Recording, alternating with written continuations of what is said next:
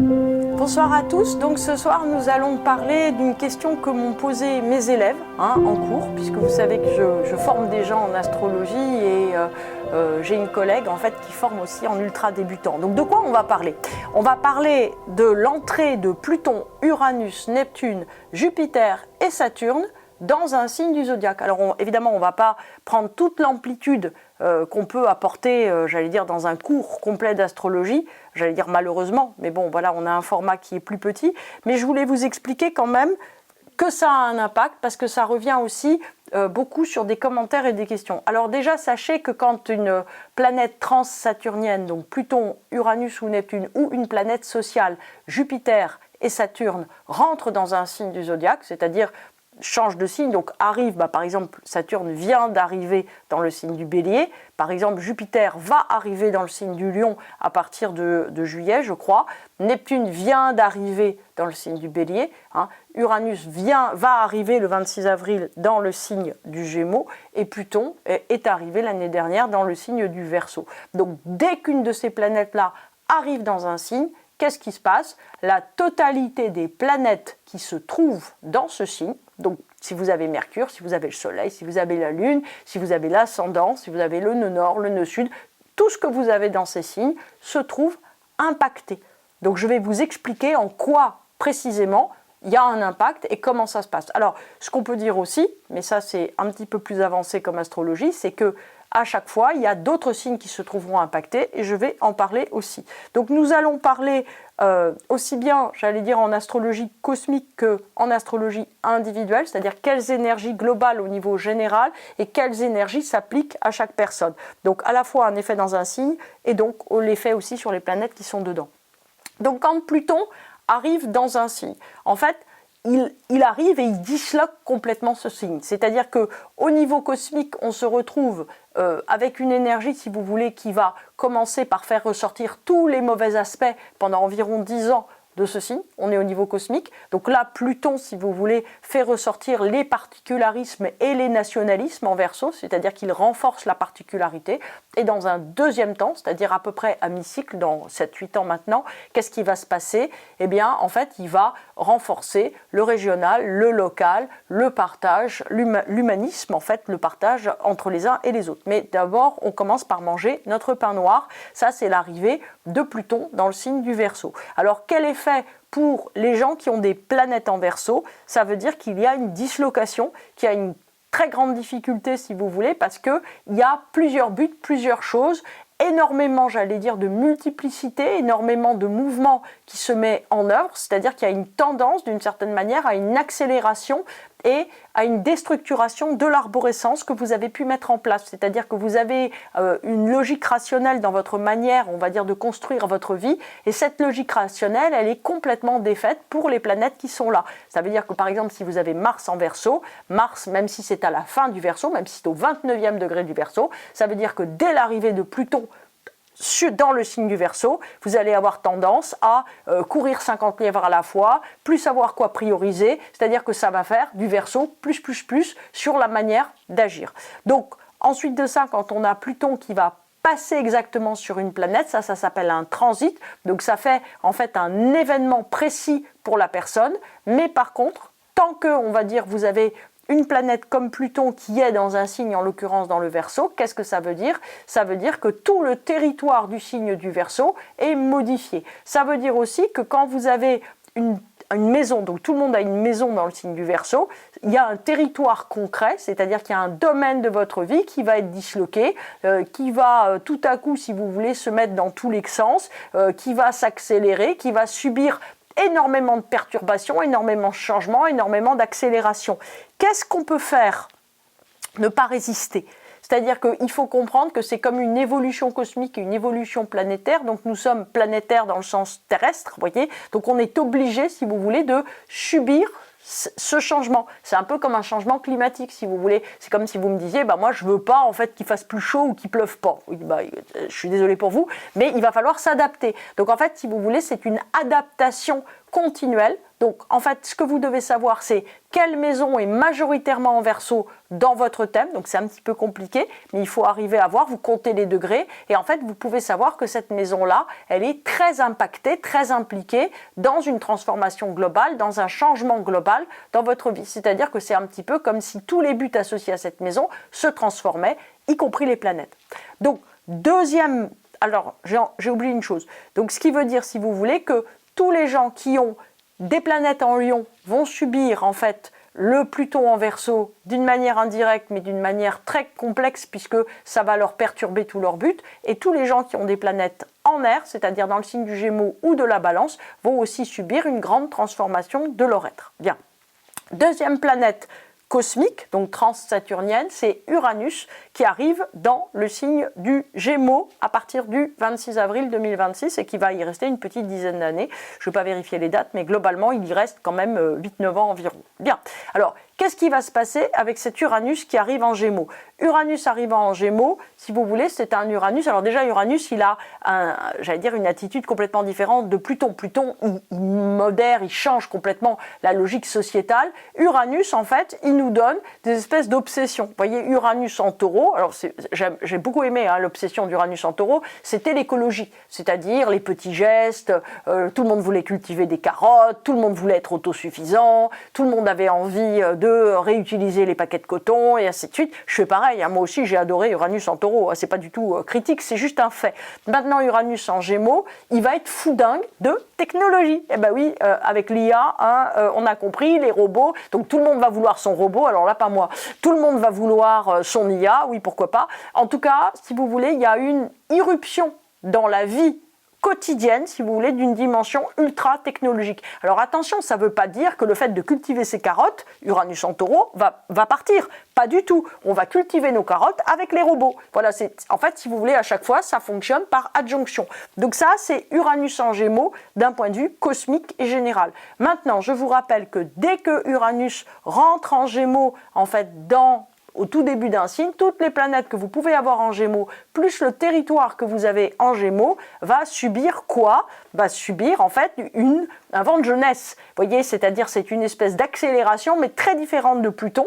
C'est-à-dire que c'est l'envie en fait de recommencer, l'envie de faire des choses folles, l'envie de rencontrer des gens, l'envie de partager, l'envie d'aller plus vite, l'envie de pas être sérieux, l'envie d'arrêter de se prendre la tête. Et Uranus en Taureau était très très occupé de ses finances et Uranus en Gémeaux est très très occupé de son bien-être, de son effervescence, de son renouvellement. Donc Uranus en Gémeaux a avant tout envie de vivre et non pas de capitaliser. Donc c'est fort différent.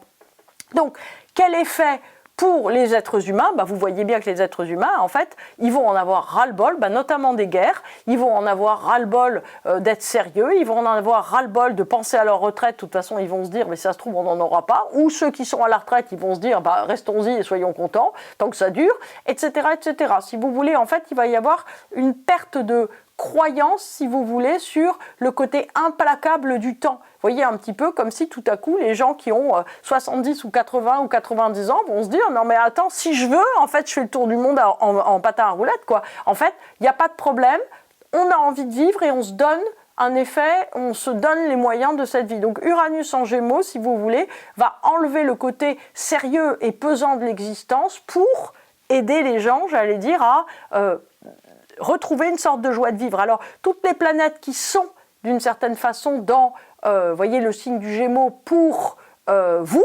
en fait, vont se décoincer. Un petit peu comme un effet de se dire, allez, on y va, on arrête de se prendre au sérieux, on arrête de penser qu'on a 50, 60, 80 ans ou 25 et que les études, c'est très important. En fait, on a envie de faire comme on a envie, on n'a plus envie de perdre de temps, mais plus envie de perdre de temps pour être heureux. Donc, c'est très intéressant de voir que, en fait, cette espèce de pesanteur et de peur constante va certainement baisser d'un grand cran dans l'univers. Donc je vous rappelle que quand on a Uranus en Gémeaux, c'est tout notre territoire Gémeaux qui va subir, j'allais dire, cette grande transformation très juvénile et très amusante. Neptune de son côté, Neptune vient d'arriver en Bélier, donc il est arrivé en Bélier de mémoire en février 2026. Donc Neptune en Bélier, si vous voulez, donc qui est arrivé teinté de Saturne. Donc déjà, ça c'est une chose qui est très importante parce que ça veut dire, si vous voulez, que au début on a eu une notion très sérieuse de nos rêves en faisant attention aux moyens, etc. Neptune en Bélier, en fait, surtout, il a envie d'y croire à nouveau. Neptune en Poisson, il est un peu dépressif, vous voyez. Donc Neptune en Bélier, il a envie d'y croire, il a envie de conquérir des choses, il a envie d'avoir des projets, il a envie de reconstituer une nouvelle humanité. Donc c'est vraiment un vent d'espoir, hein, si on comprend bien ces trois planètes, Pluton, Uranus et Neptune, sur l'humanité, puisque c'est un chant du renouveau. Et forcément, si vous voulez, Neptune en Bélier qui arrive, il est aussi très individualiste, c'est-à-dire qu'il se dit, moi je fais ce que j'ai à faire, et puis après moi vogue la galère. Donc ça peut renforcer dans un premier temps, si vous voulez, le côté très nationaliste de Pluton en Verseau. Ça n'aura qu'un temps. Neptune en Bélier, ensuite de ça, va comprendre que pour son bien-être et pour son accomplissement personnel, il va falloir faire avec d'autres. En attendant, toutes les planètes que vous pouvez avoir en Bélier deviennent très idéalistes et très individualistes avec Saturne en Bélier. C'est-à-dire qu'on a, si vous voulez, une envie de réaliser véritablement ce pourquoi on est venu, une envie de se dépasser complètement, une envie de réaliser, si vous voulez, sa vie, j'allais dire XXL, vous voyez, et pas en taille, j'allais dire en rêve. Donc c'est ça qui est véritablement très important. Donc j'avais oublié de dire pour Uranus, Uranus en Gémeaux va particulièrement affecter donc les deux autres signes d'air, la Balance et le Verseau. Donc vous avez compris que Pluton en Verseau affecte de son côté beaucoup aussi le Gémeaux et la Balance. Donc effectivement, c'est beaucoup les signes d'air qui sont en question. Et Uranus aussi, si vous voulez, affecte le Sagittaire. Alors pourquoi Uranus affecte le Sagittaire? Parce que le Sagittaire, il a des grandes visées, il a des grandes ambitions, il est très à l'ancienne en fait dans sa manière de vouloir les choses et on lui dit non, en fait, il va falloir que tu changes de but, que tu ailles plus vite, que tu ailles de l'avant, etc. Et les signes d'air, pourquoi les signes d'air sont tellement valorisés, j'allais dire dans ce tournant, c'est qu'en fait on demande en fait une sorte de nouvelle mythologie ou un nouveau storytelling en fait pour la Terre. C'est-à-dire que toute la vision du monde un peu archaïque, vous voyez, avec, j'allais dire, les guerres, les partages des richesses, tout le côté très pyramidal et le côté d'obéissance et de chacun doit rentrer dans un moule, tout ça c'est en train de sauter. On est en train en fait de rentrer dans une ère du Verseau qui aura aussi, si vous voulez, un côté très individualiste forcément, mais aussi beaucoup plus créatif, beaucoup plus vibrant. Neptune qui est en Bélier, donc j'allais dire tourne le dos à Neptune en Poisson, donc déjà tourne le dos si vous voulez au signe du Poisson, s'oppose au signe de la Balance, c'est-à-dire que la Balance en fait elle est en train de se restaurer complètement, elle va plus pouvoir fonctionner, j'allais dire à l'ancienne, c'est-à-dire qu'elle va devoir en fait devenir le ferment d'humanité, le ferment du renouveau véritablement, c'est ça que font les signes en opposition. Et puis les signes de feu, le Lion et le Sagittaire vont devoir aussi beaucoup bouger, on va dire, sur leur manière d'être ou de penser le commandement, la décision, la manière de bien faire. C'est-à-dire que le mouvement qui doit être impulsé doit être un mouvement beaucoup plus novateur. Donc ça, c'est des choses qui se modifient énormément. Donc je vous rappelle que Neptune, dans le domaine où il arrive dans votre thème, vous rend très idéaliste. Et vous fait aussi changer complètement de point de vue par rapport à ce que vous faisiez précédemment. Et par ailleurs, si vous voulez, Neptune va colorer énormément vos planètes en leur donnant une sorte de démesure, comme si vous voulez, rien de ce que vous faites en Bélier ne suffit.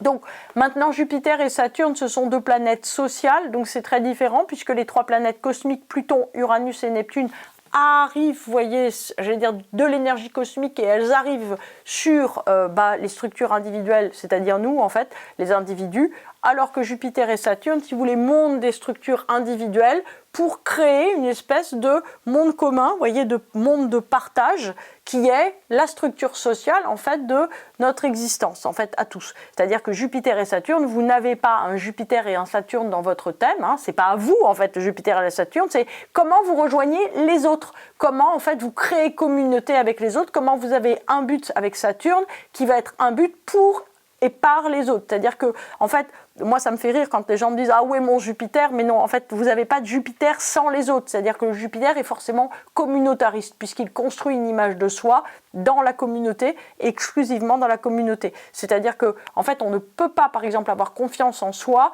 si on n'est pas avec d'autres. C'est dommage, mais en tout cas, c'est ce que vous dit Jupiter. Donc, en tout cas, Jupiter, pour le moment, est en Cancer. Donc, ça veut dire que toutes les planètes qui sont en Cancer et le territoire qui est en Cancer dans votre thème connaît une expansion.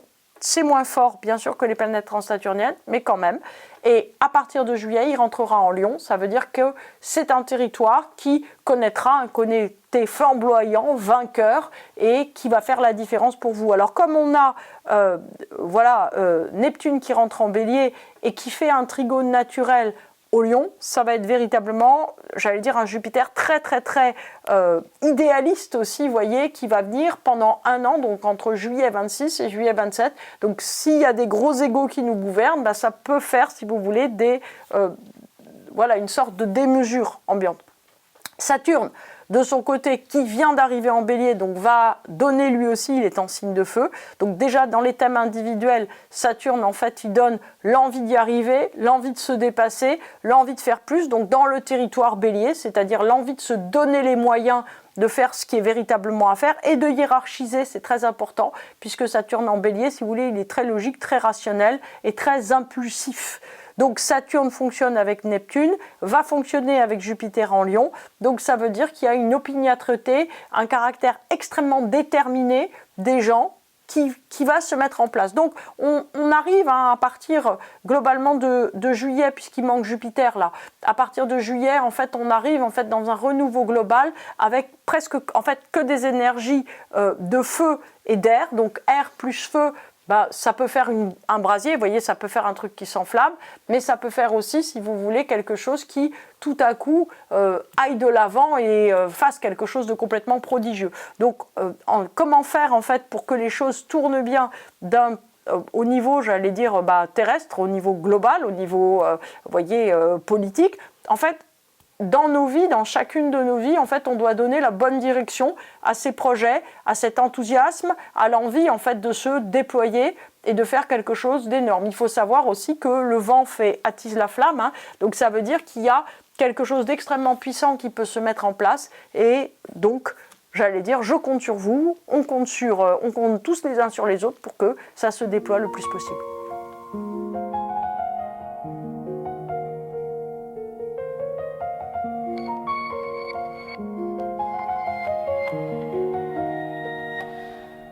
I counted the echoes like they were instructions, blueprints folding inside my chest.